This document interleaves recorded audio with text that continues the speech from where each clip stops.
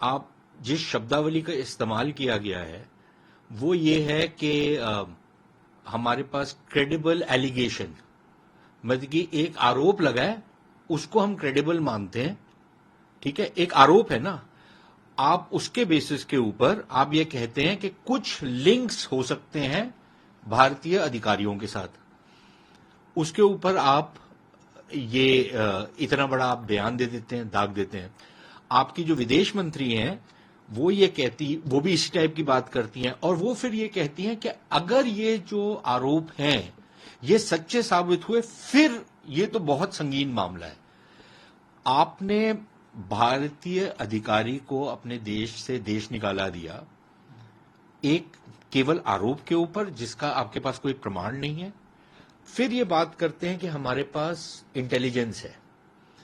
Intelligence आपके पास इसकी तो है, और वो जो तमाम जो दहशतगर्द या माफिया के लोग या जो हथियारों की तस्करी करते हैं, जो कनाडा में बैठ के भारत में कत्लेआम करवाते हैं और ओपनली क्लेम करते हैं अपने फेसबुक और ट्विटर के अकाउंट पे कि हमने ये काम करवाया है, और छाती ठोक करके बोलते हैं कि हमने ये काम करा है या हमारे कारिंदों ने ये काम करा है, या जो स्मगलिंग कर रहे हैं ड्रग्स की पाकिस्तानियों के साथ मिलकर के, उसमें आपकी जो इंटेलिजेंस है वो क्या घास चरने चली जाती है?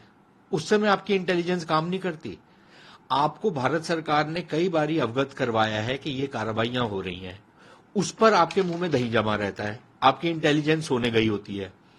आपकी इंटेलिजेंस ऐसी थी और आपकी इन्वेस्टिगेशन इतनी अच्छी है कि आपके देश के 250 से ऊपर लोगों का कत्लेआम किया जाता है एक जहाज में बम रख के, और आप किसी को कन्विक्ट नहीं कर पाते और सबको आप छोड़ देते हैं आपकी, और आप अब चाहते हैं कि हम ये माने कि आपकी ये बहुत अच्छा काम कारकर्दगी है आपके लोगों की।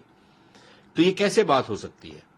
आप से भारत सरकार ने कई बारी आग्रह किया है कि देखिए भारतीय मूल के जो लोग हैं उनके मंदिरों के ऊपर हमला हो रहा है, उन पर आप ये स्लोगनियरिंग हो रही है, वैंडलिज्म हो रहा है, तमाम ये चीजें हो रही हैं, भारतीय दूतावास पे हो रहा है, भारतीय अधिकारियों को डराया धमकाया जा रहा है, यहां तक मारपीट की भी नौबत आ चुकी है। वहां पर आपकी इंटेलिजेंस होने गई होती है, वहां पर काम नहीं करती आपकी इंटेलिजेंस, जहां पर आपकी इंटेलिजेंस काम कर रही है। ये कैसे हो रहा है भाई? तो अब इन्होंने कदम उठाया है, मैं कल भारत सरकार ने अपने ताई एक कदम उठाया है और वो रिटेलिएशन की है। भारत सरकार ने तो सिरे से खारिज कर दिया ये जो भी आरोप लगाए। अब ये कोई ट्रूडो से पूछे या जो इनकी विदेश मंत्री हैं या जो बाकी सारे वो खालिस्तानी है वहां पर, आपस में गुरुद्वारों के ऊपर तो ये लड़ाई करते हैं, कत्लेआम भी करते हैं, गोलीबारी करते हैं एक दूसरे के ऊपर, मारपीट करते हैं। वो भी क्या भारतीय एजेंट करवा रहे हैं क्या? वो किस खाते में आता है? जो इनके यहां पर जितने जितने क्रिमिनल गैंग्स पकड़े गए हैं सब के सब ये खालिस्तानी होते हैं। अच्छा, जितने यहां से लोग जाते हैं वो उनको ये संरक्षण जो देते हैं वो किसी ना किसी माफिया में इन्वॉल्व होते हैं, ठीक है। उनको कानून व्यवस्था की जो प्रणाली है वो उससे भाग के यहां से गए हुए हैं, वहां पर उनको आप संरक्षण देते हैं, वो ये हरकतें करते हैं। वहां पर आपकी इंटेलिजेंस काम नहीं करती, यहां पर आपकी इंटेलिजेंस काम कर रही है। तो फिर भारत सरकार ने भी कदम उठाए हैं। जब अगर आप भारतीय अधिकारी को बाहर निकालेंगे तो भारतीय सरकार भी करेगी।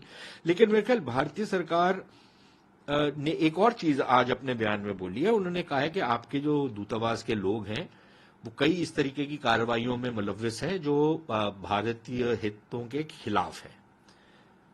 तो मेरा सवाल फिर भारतीय सरकार से ये होता है कि फिर क्या केवल एक अधिकारी को क्यों आपने बाहर निकाला? देश निकाला फिर बाकियों को भी दीजिए।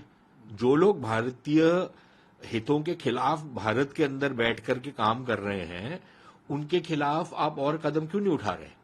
इनका जो एक दूतावास है या जो कॉन्सुलेट है इनका चंडीगढ़ में, वो क्या काम कर रहा है वहां पर? तो ये तो सवाल फिर उठेंगे ना, फिर ये सवाल उठने भी चाहिए। फिर इनसे सवाल जब अगर इस उस पे आ गए हैं कि आप पब्लिकली एक निराधार चीज के ऊपर आप इतना बड़ा बयान दाग देते हैं, भारत सरकार का भी तो ये अधिकार बनता है कि आपके ऊपर फिर आपको आपकी जो कच्चा चिट्ठा है वो सबके सामने लेकर के आए, और शायद उस लिहाज से किया नहीं है जिस लिहाज से करना चाहिए था।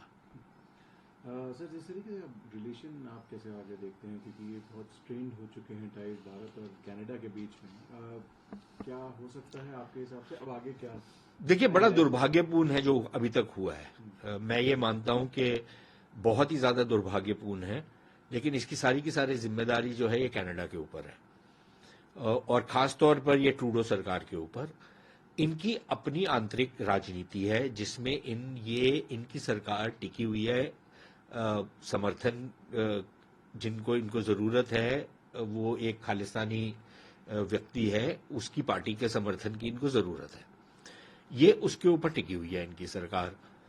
इनको ये डर है कि कहीं हमारी सरकार ना गिर जाए। तो एक तो इनकी आंतरिक जो कलह है राजनीतिक, वो है। दूसरा, ट्रूडो की खुद की गवर्नेंस इतनी खराब रही है कि आज कनाडा में इतने बुरे हालात हो गए हैं कि लोगों को खाने के लाले पड़ते जा रहे हैं, नौकरियां हैं नहीं, ग्रोथ रुक गई है, इन्फ्लेशन बहुत ज्यादा बढ़ चुकी है। अब इसने अटेंशन हटानी है वहां से और अपने आप को यह दिखाना है कि मैं अभी भी बहुत तगड़ा लीडर हूं। तो इससे अच्छा क्या हो सकता है कि एक मेरे पास यहां कनाडा के अंदर भी सपोर्ट होगा, ये खालिस्तानी जो लोग हैं इनको भी मैं अपने अराउंड एकत्रित कर लूंगा। क्योंकि देखिए, बाकी जो भारतीय हैं, चाहे वो सिख हो, हिंदू हो, मुसलमान हो, कनाडा में उनकी बहुत बड़ी तादाद ऐसी है, वो राजनीतिक ये गुंडागर्दी में नहीं पड़ते। ये जिस तरीके की कार्रवाइयां, ये माफिया टाइप की कार्रवाइयां है ना इनकी, ये तो माफिया की तरह ऑपरेट करते हैं ये खालिस्तानी। तो बाकी जो नॉर्मल आदमी है वो तो माफिया नहीं है, वो उनको डराते हैं, धमकाते हैं, ये सब कुछ करते हैं। वो फिर उस तरीके से एकत्रित नहीं होते। भाई, जो माफिया का बंदा होता है वो तो बहुत अच्छी तरह एकत्रित होकर बड़ा ऑर्गेनाइज तरीके से काम करता है। ये लोग वैसे करते नहीं है। जो नॉर्मल लोग हैं वो आम अपनी जिंदगी काटते हैं, लॉ एंड ऑर्डर को ऑब्जर्व करते हैं, कानून व्यवस्था को ताक पे नहीं रखते, अपना काम करते हैं, अपना कमाते हैं, खाते हैं, वो सब करते हैं। क्योंकि वो शोर नहीं मचाते, क्योंकि वो दहशतगर्दी नहीं करते, क्योंकि वो मारपीट नहीं करते, इसलिए आप उनको संजीदगी से नहीं लेते। लेकिन इनको आप लेते हैं और इनको आप यूज करते हैं अपनी राजनीति के लिए। तो एक वो बहुत बड़ा पहलू है जिसके करके अब रिश्ते बहुत हद तक खराब हो गए हैं। देखिए, अगर ये सिर्फ कनाडा के अंदर रह करके कुछ बयानबाजी कर रहे होते, सब लोग इनको इग्नोर करते। प्रॉब्लम अब ये हो गई है कि इनकी तरफ से पैसा भी आ रहा है। इनके जो वहां पर लोग बैठे हुए हैं, वो भारत में कुछ ऐसी पार्टीज हैं पंजाब में जिनको वो समर्थन भी करते हैं, पैसा भी भेजते हैं, उनका एजेंडा भी ये चलाते हैं। अब मैं पार्टीज का नाम नहीं लूंगा, लेकिन सब समझ सकते हैं कि किस किस पार्टीज के साथ इन्वॉल्वमेंट है। वो इंटरफेरेंस नहीं है, वो इंटरफेरेंस के जुमरे में नहीं आता क्या? ठीक है। अच्छा, फिर जो इनके वहां पर लोग बैठे हुए हैं, ये जो टेररिस्ट या ये जो क्रिमिनल गैंग्स बैठे हुए हैं, वो वहां पर बैठ के यहां पर जैसे पाकिस्तानी नहीं करते थे, या दाऊद इब्राहिम टाइप के लोग दुबई में बैठ करके मुंबई का माफिया चलाते थे, वही चीजें पंजाब में इन्होंने करनी शुरू कर दी हैं। हथियारों की तस्करी हो, ड्रग्स की तस्करी हो, वो सारी की सारी ये लोग करवाते हैं वहां से बैठ के, उसके पैसे बनाते हैं। ये जमीनों का हथियाना हो, वो सारा जो भी क्रिमिनल लोग करते हैं, और फिर जो क्रिमिनल्स होते हैं उनको वो वहां पर बुला लेते हैं। तो अब ये इन सारी चीजों के ऊपर आपने कोई रोक नहीं लगाई, इसको आपने होने दिया है, तो फिर ये रिश्ते तो खराब होने हैं ना। अब दुर्भाग्यपूर्ण इसलिए है क्योंकि देखिए, कुछ भी कहिए, कनाडा है तो एक अच्छी जगह जिनके साथ हमारे बड़े अच्छे रिश्ते हो सकते हैं। एक डेमोक्रेसी है, एक लिबरल डेमोक्रेसी है जैसे भारत है, तो रिश्ते बेहतर होने का कोई कारण नहीं है कि ना हो। चाहे वो ट्रेड का मामला हो, चाहे वो राजनीतिक मामला हो, चाहे वो स्ट्रैटेजिक मामले हो, हमारा कोई उस लिहाज से मतभेद नहीं है। लेकिन अगर आप वहां पर बैठ करके भारत के को डिस्टेबलाइज करेंगे, तो फिर ये बात तो नहीं स्वीकार हो सकती किसी की भी।